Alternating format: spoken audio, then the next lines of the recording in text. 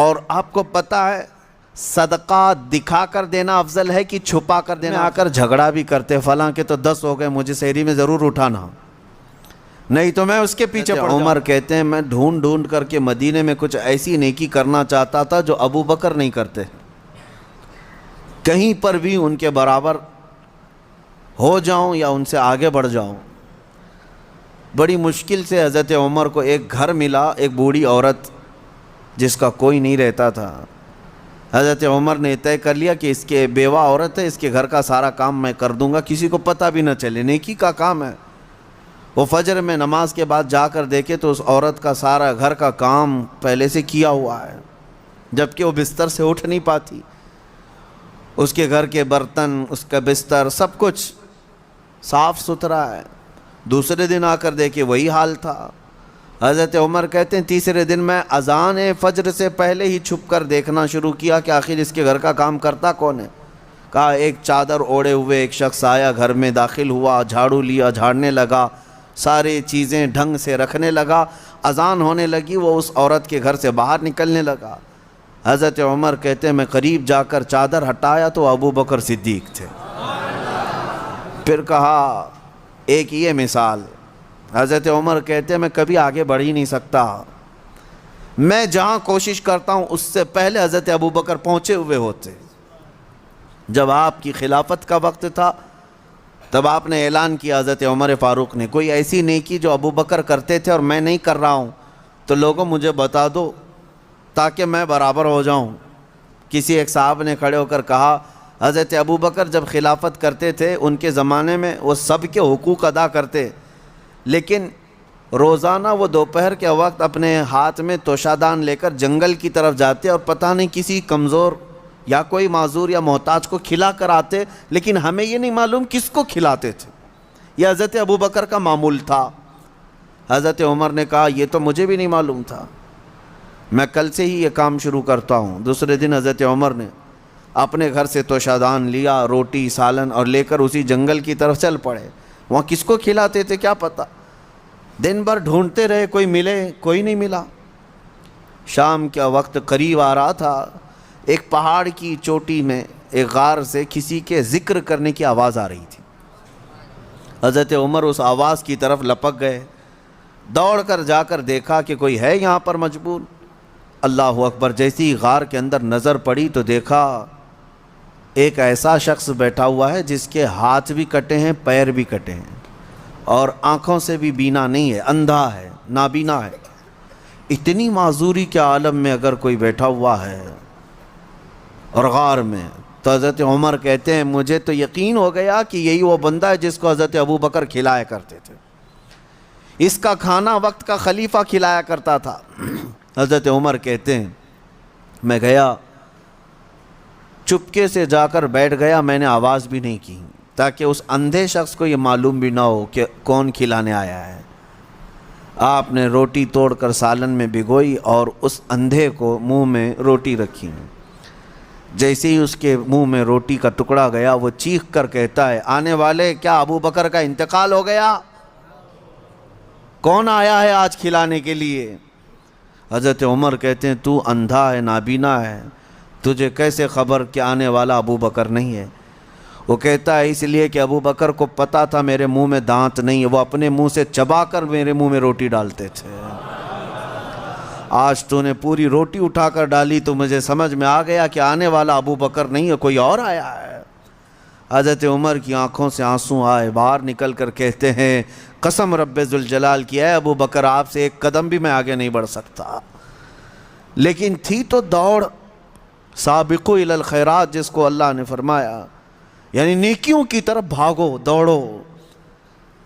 آپ کے اندر یہ مقابلہ آرائی اگر آ جائے جس کو ہیلتھی کمپٹیشن کہا جاتا ہے، اس میں حسد نہیں ہے، اور اگر اس میں حسد بھی ہو تو نیکیوں میں ہے۔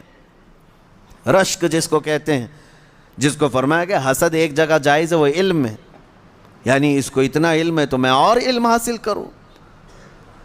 اگر کوئی 2 رکعت نماز پڑھ رہا ہے تو آپ کے اندر اس بات کی تمنا جاگنی چاہیے میں 4 پڑھوں۔ نیکیوں میں دوڑ لگاؤ، اور آپ کو پتہ ہے صدقہ دکھا کر دینا افضل ہے کہ چھپا کر دینا افضل ہے؟ سب کو پتہ ہے چھپا کر دینا افضل ہے نہیں، لیکن زکوٰۃ دکھا کر دینا افضل ہے. زکوٰۃ کو چھپا کر نہیں، دکھا کر دینا افضل ہے. کیوں؟ تم جتنا بانٹ رہے ہو دوسروں کو بھی ترغیب ہو، اس سے زیادہ وہ خیرات کرے گا. اس لیے نہیں کہ اپنے دیالو ہونے کا ذکر کرے کہ میں بہت زیادہ دانی ہوں، میں بہت زیادہ لوگوں پر لٹانے والا ہوں، فیاض ہوں، سخی. اس نیت سے نہیں، بلکہ اگر 500 کی نوٹ نکال کر کے دیا تو ادھر ادھر جو لوگ بیٹھے ہیں ان کے دلوں میں یہ شوق پیدا ہو کہ میں 1000 دوں. کیونکہ انسان کی فطرت ہے، وہ مقابلہ کرتا ہے، اور ایسے میں مقابلہ کرے تو بہت اچھی چیز ہے، یہ کمپٹیشن اچھا ہے. اور میں اسی بات کی ترغیب دیتا ہوں نوجوانوں کو بھی کہ آپ خود دوسروں کے متعلق بہت ساری چیزیں پوچھتے رہتے ہیں، بہت ساری چیزیں پوچھتے ہیں. کتنا کماتے ہو، نوکری کون سی ہے، کون سی کمپنی ہے، سیلری کتنی، پیکج کتنا، یہ سب سوالات ہیں. اور جب وہ جواب دیتا ہے میری کمپنی فلاں ہے، تنخواہ میری 50 سے 70 ہزار کی ہے، اور پھر سہولیات کیا ہیں، گاڑی آتی ہے، لے جاتی ہے، چھوڑتی ہے، یہ سب سنتے ہو، پھر دل میں یہ تمنائیں جاگنے لگتی ہیں میری تو 1 لاکھ ہونا چاہیے، میری کمپنی اس سے بڑی ہونی چاہیے، مجھے بھی ایسی سہولیات ہونی چاہیے. یہ جو تمنا تمہارے دل کے اندر آئی تمہارے پوچھنے پاچھنے کی وجہ سے ہی آئی. لیکن مجھے بتاؤ، کیا اپنے دوستوں میں کسی سے کبھی یہ سوال کیا کتنے ختم قرآن ہوئے؟ سال بھر میں کوئی جمعرات پیر کا روزہ رکھتے ہو؟ نہیں پوچھتے آپ. نہ آپ اس کی تلاوت قرآن کو پوچھتے ہو، نہ آپ اس کے روزوں کو پوچھتے ہو، نہ آپ اس کی نمازوں کے متعلق. میرے عزیزو یہ بھی پوچھتے، اگر وہ بندہ عبادتوں میں آگے ہے تو تمہارے دل میں بھی یہ تمنا آ جاتی کہ کاش میں بھی اس کی طرح سے اور آگے بڑھ جاؤں. میں یہ باتیں صرف اس لیے کہہ رہا ہوں کہ رمضان المبارکہ میں آپ سب کا یہی کمپٹیشن ہو جائے تو ہر ایک کا رمضان بہتر سے بہترین ہوگا. بہتر نہیں بلکہ بہترین ہوگا، بہترین ہوگا. عزیزان گرامی وقار، مجھے یاد ہے بچپن میں جب چھوٹے تھے تو رمضان میں روزانہ اسکول جانے کے بعد یہی چیزیں ہوتی تھی، تیرے کتنے روزے ہوئے، تیرے کتنے روزے ہوئے ہیں. ہر ایک کے روزے ہی ایک دوسرے کو پوچھتے رہتے. لیکن ہو سکتا ہے آپ کے ساتھ بھی ایسا ہوتا رہا ہوگا. سارے دوست جیسے 10 رمضان آ گئے، 15 رمضان آ گئے، ہر ایک کو پوچھتے رہتے ہیں کتنے ہوئے کتنے ہوئے. کسی کے 7 ہوئے، کسی کے 10 ہوئے، کسی کے 12 ہوئے، اور کوئی کہتا ہے پورے ہوئے ہیں، اب تک کے پورے ہوئے ہیں. ہم بھی اس وقت سنتے تھے، ایک دوسرے سے بات کرتے تھے، لیکن اس وقت ایک دوڑ رہتی اور گھر میں آ کر جھگڑا بھی کرتے، فلاں کے تو 10 ہو گئے، مجھے سحری میں ضرور اٹھانا، نہیں تو میں اس کے پیچھے پڑ جاؤں گا، میں اس کا پیچھے ہو جاؤں گا. تو یہ دوڑ کہاں سے آئی؟ یا آپسی ماحول سے ہی آئی. یہی انوائرمنٹ ہم چاہتے ہیں کہ نیکیوں میں سبقت لے جانے کا انوائرمنٹ ہو جائے، ماحول ایسا ہو. دوڑ لگے صرف رمضان میں نہیں، تلاوت قرآن میں بھی. میں آپ کو بتاؤں، آج تقریباً 6 سال سے زیادہ کا عرصہ ہو گیا ہوگا ہماری ذکر کی محفل کو. اس سے قبل مدینہ جامع مسجد میں بھی ذکر کی محفلیں ہوتی رہیں، اس کے بعد پھر یہاں پر. ایک ایسے بندے کو میں جانتا ہوں، ان پچھلے 6 سالوں سے لے کر آج تک ذکر کی ایک محفل بھی اس کی ناغہ نہیں ہوئی. اب تک جتنی محفلوں میں میں حاضر رہا اتنی محفلوں میں وہ بھی حاضر ہے.